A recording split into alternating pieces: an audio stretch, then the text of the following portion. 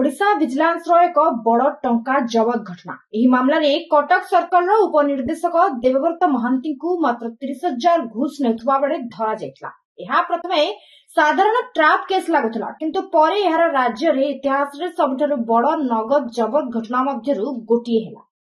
भुवनेश्वर घर सहित अन्य स्थान रे चढ़ाऊ समय रे अधिकारी माने 4 कोटी अधिक अघोषित टंका जबत करथिले। ए टंका ट्रॉली बैग आलमारी और अन्य स्थान रे लुचाई रखा जायतिला।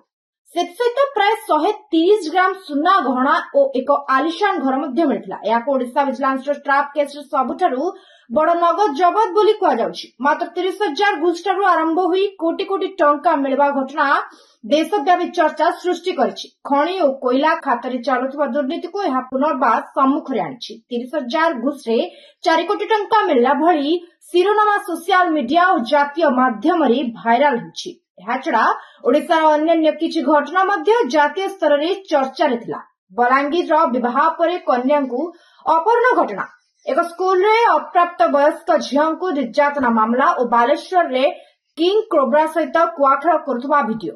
तेबे वर्तमान सबुठारु अधिक चर्चित खबर होछि 4 कोटी टंका जबत घटना।